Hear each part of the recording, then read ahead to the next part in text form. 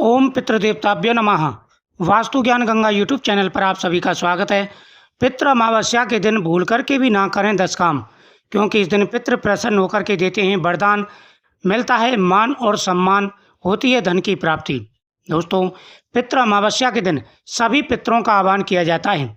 21 पीढ़ी तक के पितरों की पूजा की जाती है। पितृ अमावस्या के दिन जो व्यक्ति पितरों को प्रसन्न कर देते हैं उनके जीवन में खुशियाँ ही खुशियाँ आती हैं, लेकिन जो पितरों को नाराज कर देते हैं उनके जीवन में कई प्रकार के दुख आना शुरू हो जाते हैं। इसलिए विशेष रूप से ध्यान रखें, अमावस्या के दिन भूल करके भी पितरों को नाराज ना करें। सबसे पहले पितरों के नाम से तर्पण करें, ब्राह्मणों को भोजन कराएं, पितरों के नाम से दान पुण्य करें और साथ ही ब्राह्मणों को प्रसन्नतापूर्वक विदा करें और पितरों को भी विदा करें। इससे पितरों का आशीर्वाद प्राप्त होगा। विधिवत रूप से श्राद्ध करना और शास्त्र सम्मत नियम से ही श्राद्ध करना चाहिए, अन्यथा पितृ नाराज हो जाते हैं। गलत तरीके से किए गए श्राद्ध और गलत कर्म से पितृ नाराज हो जाते हैं और कई प्रकार की मुसीबतों में डाल देते हैं। दोस्तों, नंबर 1, श्राद्ध तर्पण में दूध, तिल, कुसा, पुष्प, गंध मिश्रित जल से पितरों को तृप्त किया जाता है। सादा जल पितरों को बिल्कुल ना दें, इस बात का ध्यान रखना चाहिए। इसके पूर्व पिंड बनाकर पितरों को तर्पण और भोजन कराया जाता है। इसके बाद ही पंचबली कर्म करने के बाद ब्राह्मणों को भोज कराया जाता है। फिर वस्त्रदान से पितरों तक संतुष्ट किया जाता है, पितरों तक वस्त्र पहुंचाए जाते हैं। अंत में यज्ञ की पत्नी दक्षिणा है। श्राद्ध का फल दक्षिणा देने पर ही मिलता है।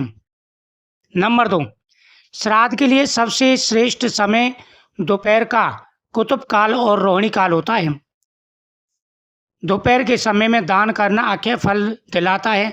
प्रातः काल और रात्रि में श्राद्ध करने से पितृ नाराज हो जाते हैं। कभी भी रात में श्राद्ध ना करें, क्योंकि रात्रि राक्षसों का समय है। दोनों संध्याओं के समय भी श्राद्ध कर्म नहीं किया जाता। नंबर 3, पिता का श्राद्ध पुत्र करता है। पुत्र के ना होने पर पत्नी को श्राद्ध करना चाहिए। पत्नी ना होने पर सगा भाई श्राद्ध कर सकता है। एक से ज़्यादा पुत्र होने पर बड़े पुत्र को श्राद्ध करना चाहिए। उस नियम से श्राद्ध न करने पर पितृ नाराज हो जाते हैं। कई घरों में बड़ा पुत्र है फिर भी छोटा पुत्र श्राद्ध करता है। छोटा पुत्र यदि अलग रह रहा हो तब भी सभी को एक जगह एकत्र होकर श्राद्ध करना चाहिए। यानी पिता का जो श्राद्ध है वो पुत्र करता है, सभी को पता है। और पुत्र अगर ना हो तो पत्नी कर सकती है, और अगर पत्नी ना हो तो सगा भाई श्राद्ध कर सकता है। नंबर 4, श्राद्ध के 15 दिनों में कम से कम जल से तर्पण जरूर करें। अगर 15 दिन तर्पण करते हैं तो बहुत ही अच्छा है, नहीं तो 2 दिन तो पूर्णमासी अमावस्या को तो जरूर तर्पण करना चाहिए। चंद्रलोक के ऊपर सूर्यलोक है और सूर्यलोक के पास पितृलोक है। वहाँ पानी की कमी है। जल के तर्पण से पितरों की प्यास बुझती है, वरना पितृ प्यासे रहते हैं। जल अर्पित करते वक्त अंगूठे से जल दिया जाता है।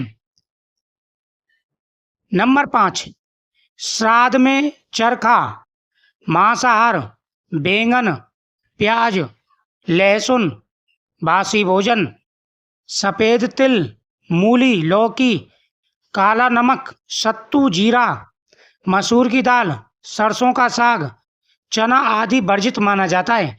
कोई यदि इनका प्रयोग करता है तो पितर नाराज हो जाते हैं।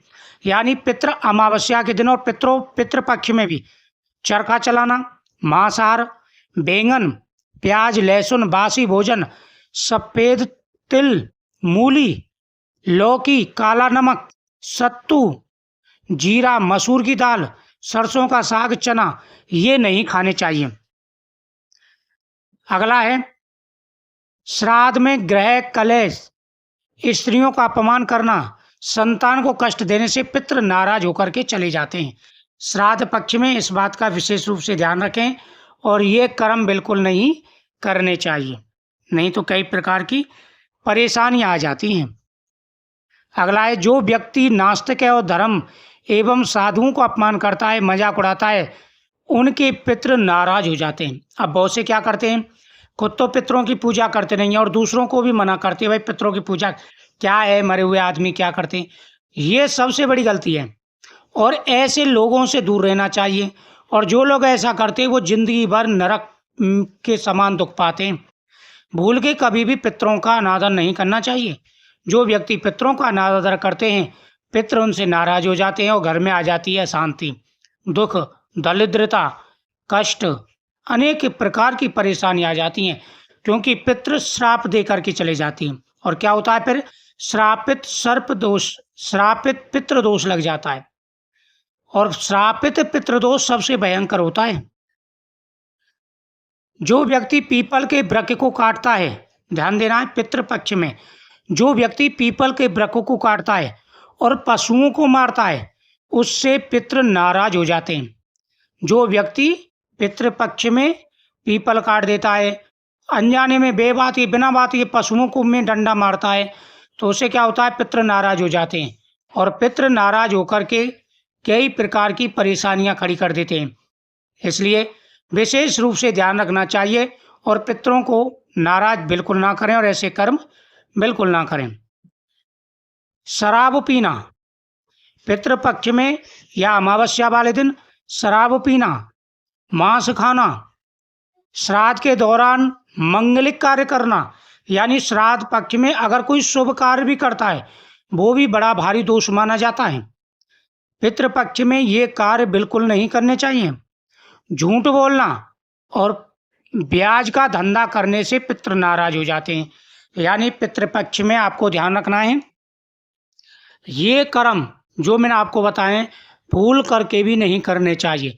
जो व्यक्ति इन कर्मों को करता है, पितृ अनेक प्रकार के उनको कष्ट देते हैं, जीवन में दुखी दुख उनके में होता है और अनेक प्रकार की परेशानियां हो जाती हैं। तो दोस्तों, विस्तार से मैंने आपको जानकारी दी है। पितृपक्ष में और अमावस्या वाले दिन यह कार्य बिल्कुल नहीं करने चाहिए। जो व्यक्ति सर्वपितृ अमावस्या के दिन इन कामों को करता है, उनको कष्ट होते हैं, और जो इन कामों से बचता है, उन्हें जिंदगी में मान सम्मान मिलता है, धन मिलता है, दौलत मिलता है, शोहरत मिलता है। जीवन में किसी भी प्रकार की परेशानी उन्हें आती ही नहीं है। तो इसलिए विशेष रूप से ध्यान रखना चाहिए और पितृ अमावस्या के दिन ये काम नहीं करने चाहिए।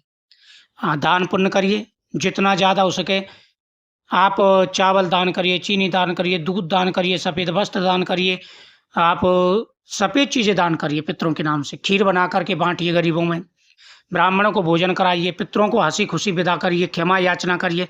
फिर देखना आपके जीवन में कितनी खुशियाँ आती हैं, आपके जीवन में बहुत ज़्यादा तरक्की मिलती है आपको। मुझे उम्मीद है आपकी जानकारी चलेगी। वीडियो को शेयर करें, चैनल को सब्सक्राइब करें।